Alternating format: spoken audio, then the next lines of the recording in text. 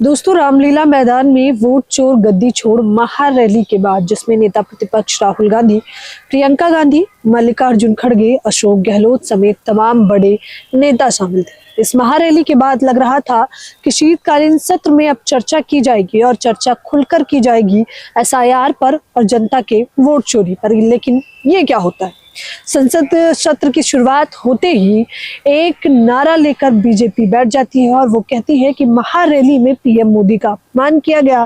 PM Modi के लिए कहे गए कि मोदी तेरी कब्र खुदेगी, जिसको लेकर जेपी नड्डा हो, किरण रिजिजू हो, वो तमाम लोग इस पर सवाल खड़ा करने लगे और कहने लगे कि अब कांग्रेस को इसको लेकर माफी मांगनी होगी। माफी मांगनी भी चाहिए अगर पीएम मोदी का इस प्रकार से अपमान किया गया है। लेकिन सवाल है कि माफी किससे मांगनी चाहिए? क्या राहुल गांधी ने इस प्रकार के शब्दों का इस्तेमाल किया? क्या प्रियंका गांधी ने इस प्रकार के शब्दों का इस्तेमाल किया? क्या किसी कांग्रेस के बड़े सांसद ने इस प्रकार के शब्दों का इस्तेमाल किया? या फिर कोई बड़ी महिला प्रवक्ता ने ऐसा कुछ कहा? जी नहीं, बल्कि एक कार्यकर्ता गण जो महारैली में मौजूद थी, महिला ही थी, राजस्थान से आई थी, उन्होंने इस प्रकार के शब्दों का इस्तेमाल किया, जिसके बाद वो सफाई भी देती हैं कि वो पीएम मोदी पर टिप्पणी करके ये बताना चाहती थी कि उनके वोट चोरी का जो सबसे बड़ा उनका मताधिकार है उसे छीना जा रहा है। इसके आक्रोश में उन्होंने ये बयान दिया। लेकिन बीजेपी को मुद्दा भटकाना था, बीजेपी को दिल्ली में वायु प्रदूषण पर चर्चा नहीं करनी थी, बीजेपी को एसआईआर और वोट चोरी पर बातचीत भी नहीं करनी थी, बीजेपी को बढ़ती महंगाई और बेरोजगारी पर भी बात नहीं करनी थी दोस्तों।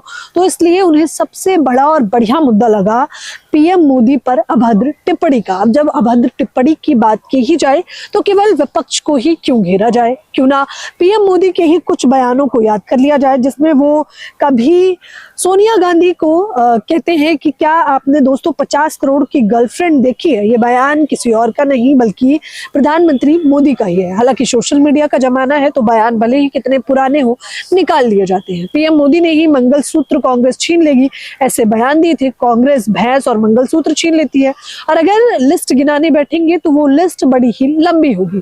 जब मैं पीएम मोदी के बयानों को सुन रही थी तो वो किसी भी आम जनता के लिए सुनकर अचंभित होने से कम नहीं है। अब सवाल ये है कि क्या पीएम मोदी भी अपने पुराने बयानों को लेकर माफी मांगेंगे?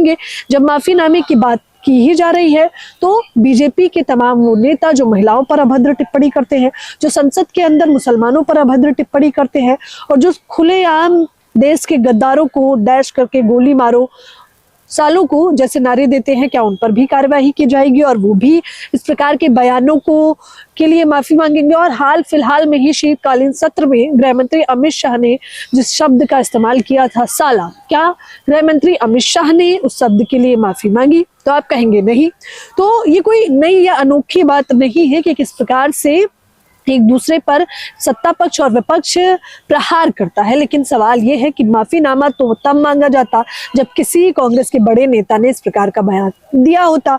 अब सोचिए जरा कि बीजेपी मुद्दा भटकाने के लिए एक मुद्दे को लपेट लेती है और लगातार शीतकालीन सत्र पर उसी पर चर्चा करवाना चाहती है।